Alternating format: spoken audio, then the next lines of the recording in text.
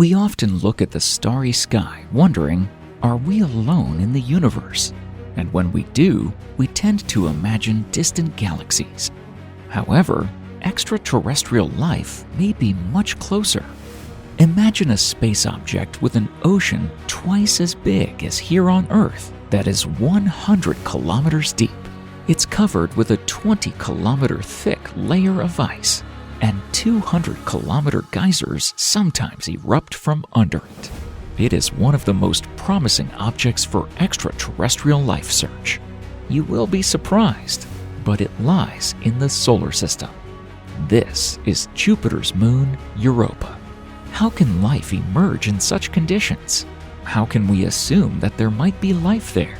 And how can liquid water even exist so far from the sun? What secrets does Europa hide? To this day, 95 satellites of Jupiter have been discovered.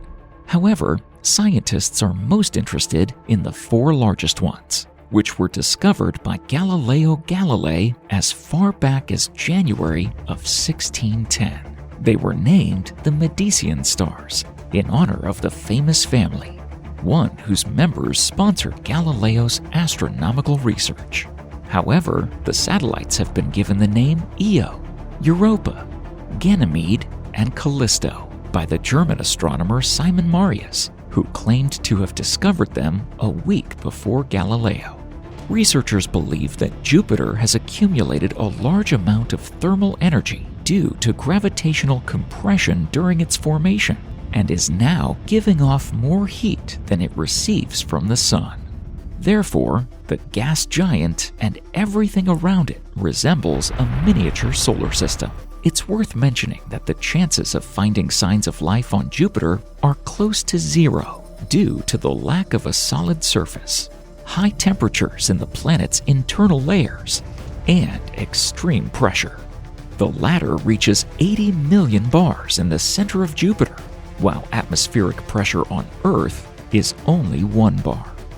Now, the second farthest satellite in the Galilean quartet, Europa, is considered one of the primary candidates where we could discover biological life in the solar system. Europa is close to the Moon in terms of size. Its diameter is about 3,122 kilometers, compared to the Moon's 3,476 kilometers. Europa is 670,900 kilometers away from Jupiter and orbits it in 3.5 Earth days. To compare, the distance from the Moon to Earth is 348,400 kilometers. Europa's mass is equivalent to 0.6 of the Moon's mass. Moreover, Europa is predominantly made up of silicate rocks, which makes it similar to terrestrial planets. The temperature on the surface near the equator is around minus 163 degrees Celsius, minus 325.5 degrees Fahrenheit, while it can drop to minus 223 degrees Celsius, minus 433.4 degrees Fahrenheit at the poles. The surface of Europa is made up of ice and is one of the smoothest in the solar system. Europa's entire surface is densely covered with intersecting lines. These are fractures and cracks in its icy crust. Some of them almost entirely encircle Europa. Their scale is breathtaking. In some places, the fissure system resembles the landscape of the Arctic ice cover on Earth. The elevations are mainly represented by terraces, elongated hills no higher than 200 to 300 meters, 650 to 1,000 feet. There are also extensive paired ridges. Most likely, they are formed as a result of ice accumulation along the edges of opening and closing cracks. The atmosphere of Europa is very thin, and it contains molecular oxygen. The pressure on the surface of Europa doesn't exceed 1 micropascal, which is 10 to the power of 12 times lower than atmospheric pressure on Earth. Moreover, Europa lies in Jupiter's strongest radiation belt. A person can't survive even a day under such radiation. it's safe to say that these are not the most favorable conditions for the emergence of life. However, if you examine the structures of Europa, some questions are bound to arise. There is a small metallic core in the center of the moon, followed by rock, most likely silicates, which allows the satellite to be classified as an object of the terrestrial group. It is logical to assume that the soil is followed by solid ice. However, this is a mistaken view, as the ice crust is 10 to 30 kilometers thick. So what is between the crust and the ground? A huge mass of salty liquid water. According to scientists, the hidden European Ocean can reach up to 100 kilometers, 62 miles deep. Do you remember the parameters of the deepest point on Earth, the Mariana Trench? It is about 11 kilometers, or about 7 miles deep. At the same time, the average depth of the Earth's entire world ocean is 4 kilometers, or 2.5 miles. Based on calculations, the hidden European Ocean contains almost twice as much water as the entire world ocean on Earth. But how did they find out it exists if no one has seen it? Initially, assumptions about the existence of subglacial water arose because the surface looked quite young. There are too few craters on the satellite, and the surface is relatively clean.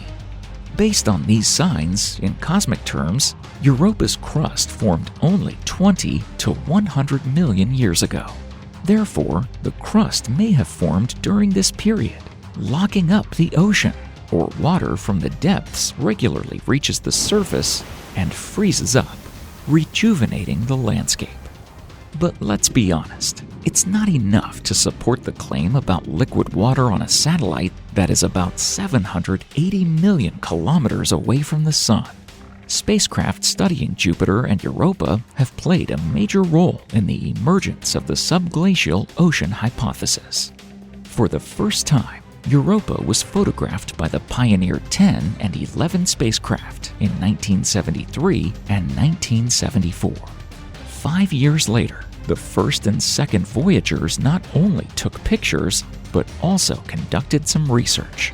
It was then that scientists started to propose the existence of a liquid ocean. In 1994, molecular oxygen was detected in Europa's atmosphere using the Hubble telescope.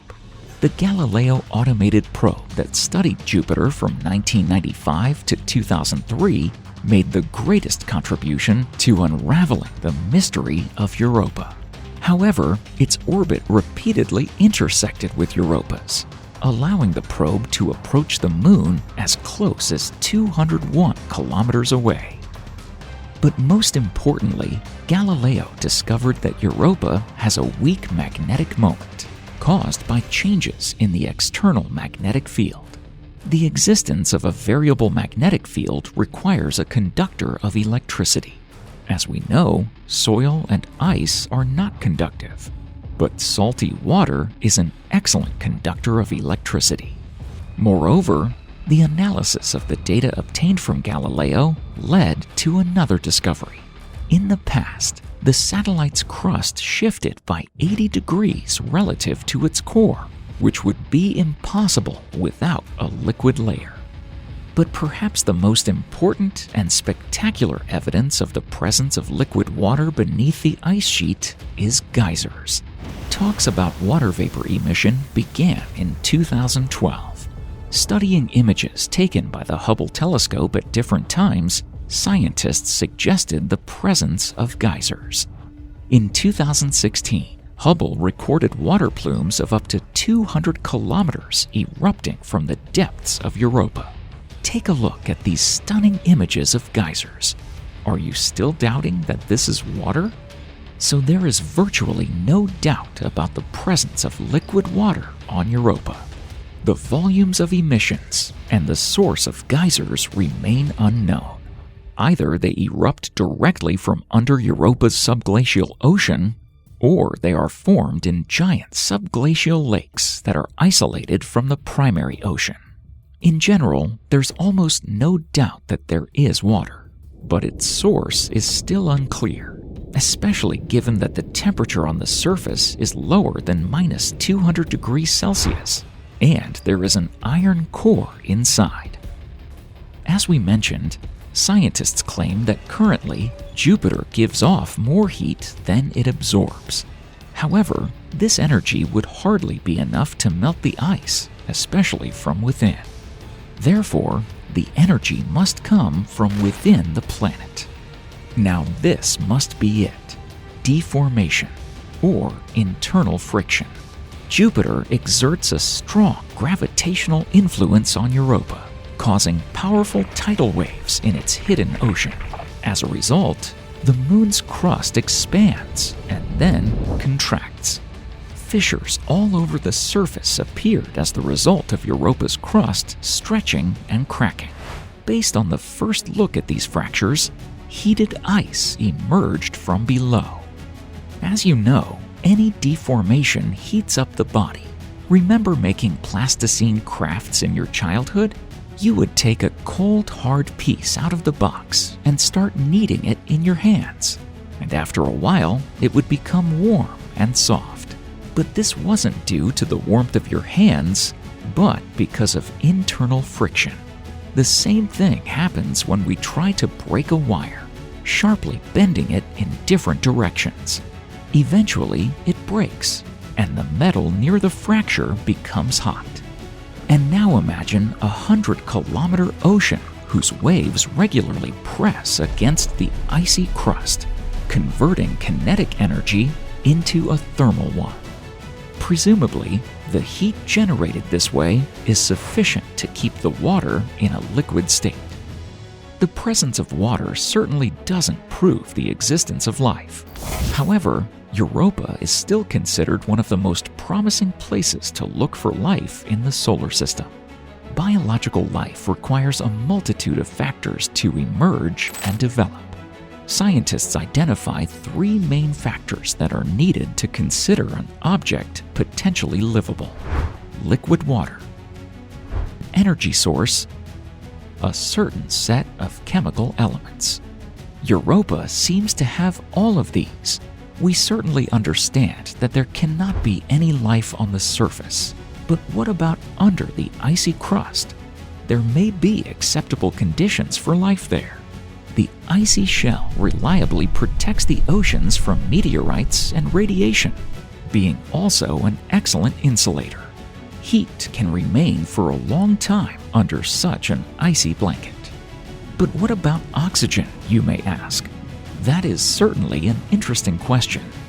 First, we don't know the exact composition of the subglacial liquid. Let's call it that for now. Secondly, as we know, molecular oxygen is present on Europa's surface. How did it appear there? Maybe it was ejected from the depths by geyser flows. Anyway, the absence of oxygen doesn't prevent biological life from developing. Life on Earth originated in an anaerobic form.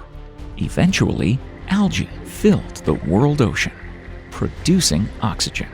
Algae can even be different colors on Earth, including red and brown.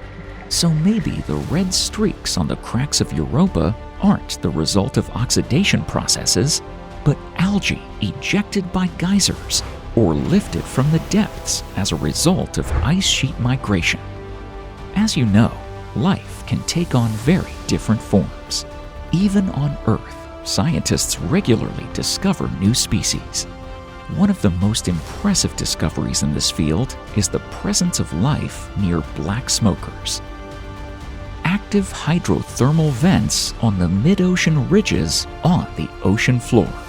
Have you heard of such a wonder in terrestrial oceans? High mineralized hot water under the pressure of hundreds of atmospheres is released into the oceans from these vents. They are tubular formations that can be tens of meters high. Black smokers are also known as oases of life in the deep aphotic zones of the ocean, which has no light exposure. This zone usually lies over 200 meters deep and up to the lowest points of the ocean, about 11 kilometers deep. It is the habitat of some unique biological communities, forming independent ecosystems. Thus, the deepest parts of the biosphere, reaching depths of 2,500 meters or more, are associated with them. Studies published in 2016 suggest that the last universal common ancestor, Luca, of all living organisms, which existed approximately 3.8 billion years ago, may have been a resident of hydrothermal vents. What does distant Europa have to do with it? The one thing is, in 2017, indirect evidence led scientists from the Cassini mission team working on the Saturn system to hypothesize that Saturn's moon, Enceladus, where there is also likely to be liquid salty water, may have black smokers capable of supporting primitive microbial life. It's quite plausible that there are oases of life on Europa with conditions similar to those on Enceladus. We can't yet make any definitive claims about life on Europa. To find out, we would not only need to visit this Galilean moon, which is already a non-trivial task, but also drill at least 10 kilometers into the perennial ice. It's still unclear how to do this. We could melt the ice rather than drill, but where to get so much energy? However, there might be another way after all. Surface cracks. Some cracks may as well be hundreds of meters or even several kilometers deep. Meanwhile, humanity is only attempting to travel to Mars, and landing on Europa is still just a dream, even when it comes to exploration probes. But there's also good news. The JUICE spacecraft, designed to explore the Jupiter system, has arrived at the launch site. The Ariane 5 rocket will send the 6,200 kilogram spacecraft to the Jupiter system in April 2023. The JUICE will only reach the orbit of this planet in July 2031, after a series of gravitational maneuvers in the inner solar system. For 3.5 years, the JUICE will be flying past Ganymede, Europa, and Callisto. In December 2034, the spacecraft will remain in orbit around Ganymede and will more thoroughly explore the largest natural satellite in the solar system. Will the mission bring a sensation? Will new facts be discovered, getting us closer to unraveling the mysteries of the icy ball? For now, there's nothing left but to keep stargazing and asking ourselves again, are we really alone in this infinite universe?